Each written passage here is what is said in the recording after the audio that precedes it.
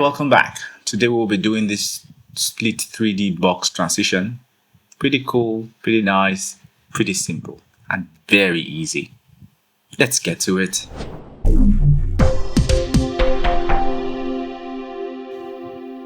So we start by dragging this footage, which I got from Pixabay, and we create handles so that we can add the transition. Drag that in place, then we go to effects, video transitions, scroll down to fusion transition, locate cross dissolve, put that in the middle, click on the cross dissolve. Let's zoom in a bit by clicking on this plus so we get to see the transition better. Click on it and click on that to go to fusion. Drag media out there, delete cross dissolve, disconnect this, then we bring a merge node, we bring another merge node. We can drag to viewer 1. We're going to split this in half. We will need a mask node, so we drag a rectangular mask node here, drag this to viewer 2, go to the settings under inspector for the rectangle mask. The width we leave it at 0.5, the height we increase it to 1. We position it here, and if we drag that here, we see that 0.25. We put it right at the left side of the image. We connect this mask to the mask input of merge 1.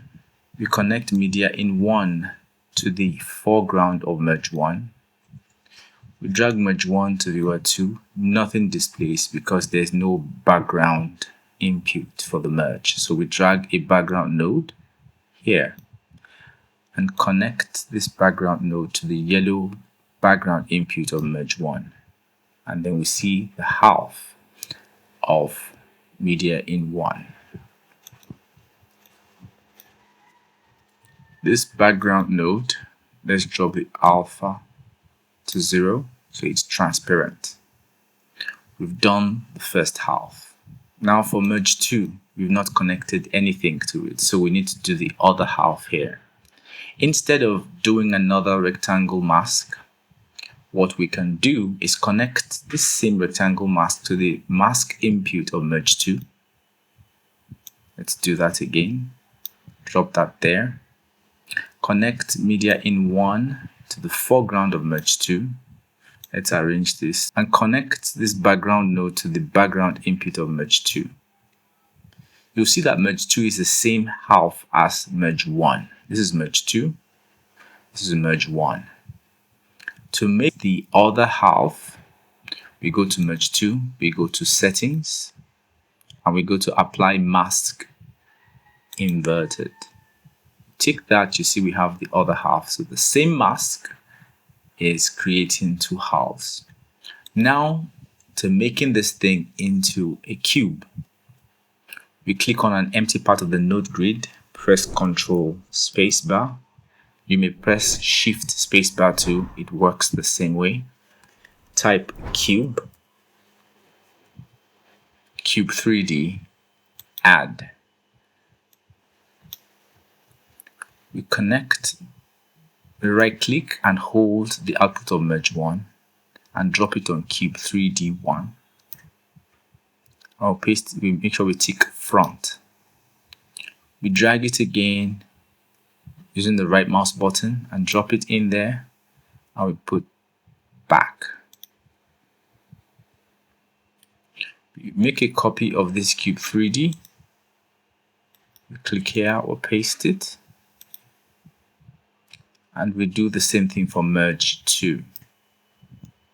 Click, right click and drag, drop it, click front, right click and drag, drop it on cube node, and click on back. If we drag cube 3D1 to viewer 1, click on cube 3D 1, untick the width, height, depth. Now the width, leave the width as 1. Then the height will be 1080 divided by 1920. So the same figure we have here, we copy it, double click, and then right click and paste it in for the height and the depth. So we have the same aspect ratio as the input image. But we still have a little problem. This height is fine. The width should not be 1 because the width is the width of the full image. So this width needs to be divided by 2. But then the image is now compressed. How do we fix that? We click on merge 1 and click transform. This transform node will now increase the size of this input by 2. So we increase the size to double the width here. So we increase the size to cover this to 2. So we press 2. We need to now move it to cover the whole space. And the number we are going for is 1. And now we have a perfect half.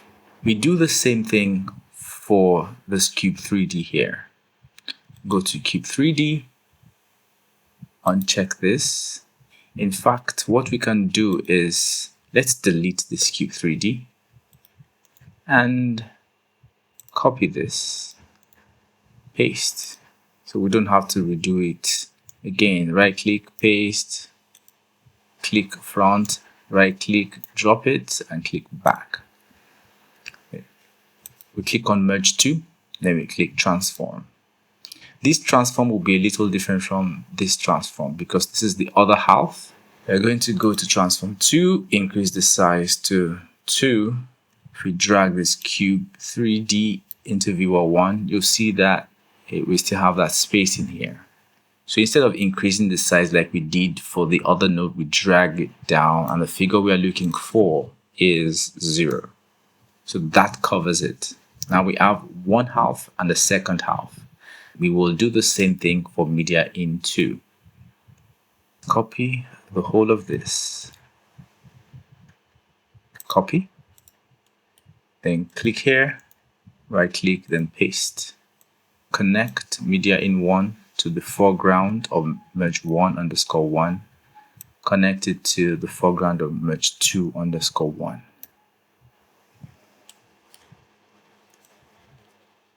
We'll connect this to cube 1, right click and drag, drop it, then connect it to the top, right click and drag again, connect it to the bottom. Do the same thing for transform 2.1, right click and drag, connect it to top, right click and drag, drop it, and connect it to the bottom. Now if you drag cube 3D1 to viewer 1 and cube the second cube to viewer 2, you see this is the other half of this. Moving on.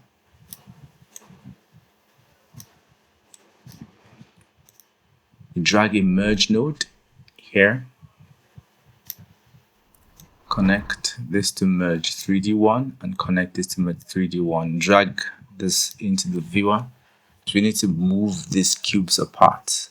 You click on cube 3D1, go to transform. We go here, we type 0.25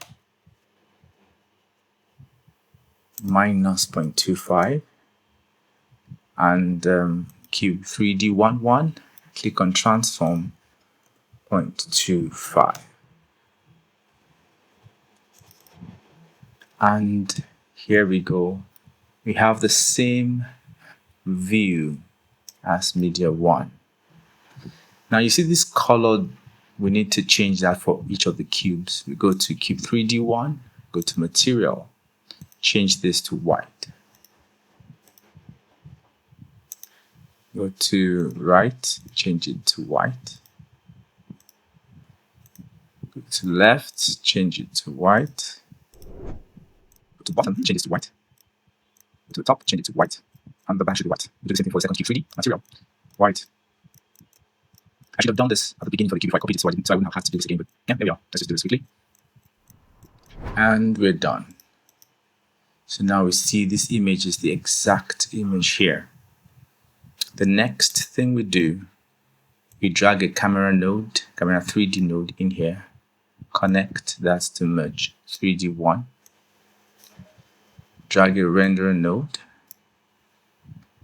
connect the output of merge 3D1 to renderer 3D1. Under the settings for the renderer node, change it to OpenGL renderer. It renders it faster. Then we drag renderer 3D. Let's drag it into viewer 1. And then we go to the camera. Go to transform. And increase this value until we just about cover the screen. Let's drag media in 1 here so we see. Let me drag this down a little. Hold down Control. Scroll back so I can see the edge of the image. See that. Okay. There's a little bit of a challenge. You'll see that this image appears to be squished. Going to transform 1, uncheck size and aspect. Drop Y size to 1. Click on this, uncheck size and aspect, set Y size to 1. Same thing for transform 1, uncheck size and aspect ratio, double click on Y size to set it to 1. This should be 2. Then we go to the last transform, uncheck, and double click on Y size to 1. This goes to 2. Now you see the aspect ratio is fine. Let's go to the camera, adjust it to see if we can get a bit more out of that. That looks just about fine. If we drag media in 1 to that viewer, it doesn't change. Drag this into the viewer, same thing. So we have the right zoom level for the camera. Connect this to media out. We haven't done the animation, the wipe yet. We're just setting up the environment. Now to do the animation, drag these forward a bit. And click on Cube 3D1. Press Ctrl spacebar, type transform. Then click on transform 3D, add. Click here. Control spacebar, transform, add transform 3D. Let's drag that here. It's fine. Okay.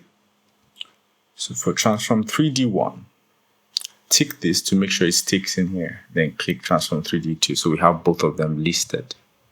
So I want that whenever I rotate this clockwise, this rotates anti-clockwise. So this is transform 3D2, it's here. If I go to X rotation, right click on it, expression, drag this to rotation X of transform 3D1.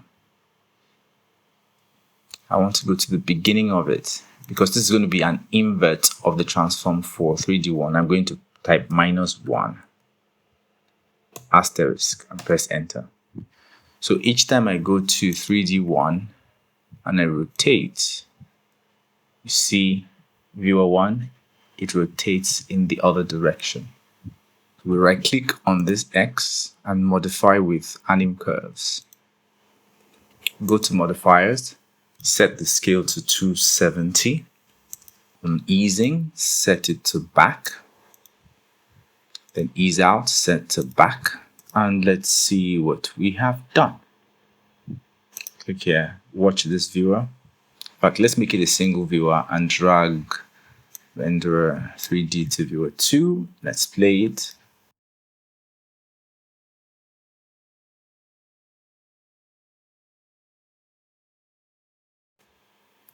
And that's the transition. That's the first part of it. Now there's something I want to add, because if you look at the split, it's too clean in the middle. So to make it a bit more 3D-esque, I'm going to do a little adjustment and get the cubes to separate just a little bit. So I'm going to go to Transform 3D1. I was in modifiers and back to tools. So we have 3D1 and 3D2. I want to do the same invert movement that I did for the rotation. So I right click on the X, go to expression, connect this to the X transition value of Transform 3D1. Go to the very beginning of it, -1 times. Or you could just type minus in front of it. And just like to type the actual figure. I'll go to Transform 3D1, right click on the X value, modify with anim curves. I don't want it to be that far apart, so I'm going to type something in the neighborhood of 0.25, mirror minus 0.025. That's more like it. Go here, we go here and put custom easing. Drag this to the beginning here. This value should be 0.2 and this value here should be 1. And I want to take this handle, drag it there so it smoothens out the movement. So let's see what we just did. Go to the beginning.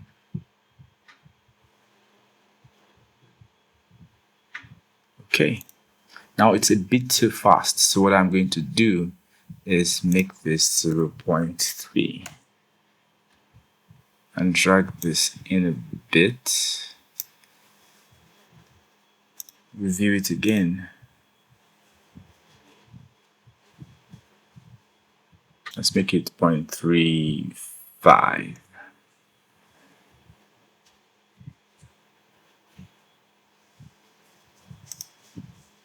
Then one other thing we would do also, you see this white? We can change it. So we drag a background node here. This background node, we can put it somewhere in the middle here and connect this to this. Right, use the right mouse button, drop it in here, left.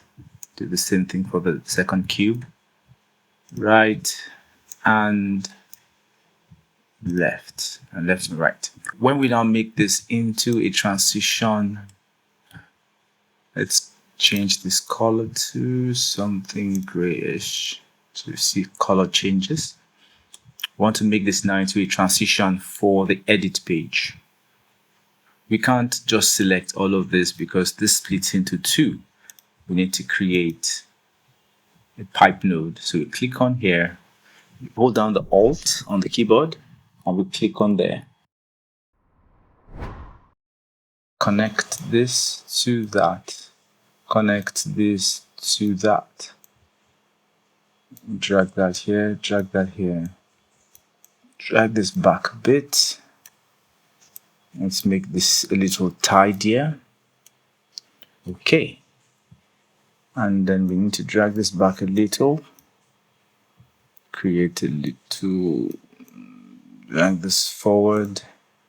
Add a merge node here and another merge node here. Drag a background node here. Drop the alpha to 0. Let's uncheck this 3D one that we pin. We connect this to merge 4, the foreground of merge 4. Connect this to the foreground of merge 3. Click on merge 3. Swap inputs. Merge 4. Swap inputs. Select this, drag it forward. And now it is ready for deployment. If I select from up here, it means that my transition will come from media in 2 to media in 1. But no, it's supposed to come from media in 1 to media in 2. So I select from this lower part and pick media in 1 first and drag it up all the way up. Right click on any of the nodes and click on create macro. Close all this. Note that this background we used here is background 2. So we look for background 2. Background 2, there you are. When we close this, then the color, we just pick color, you can say box color. Click on this, save as group, go to Fusion, templates, edit, transitions, and give it 3D split, cube, transition, and we save it. Close. We go back to the edit page. We can make a copy of this all together. Drag forward a bit. Click here. Paste. Just drag back. You can delete this transition we have in the middle. And then we go to the transitions. We type 3D split. So there we go. We drag this in there. If you click on the transition, you'll see we can change the color. Click on here. Let's play it. And there we go.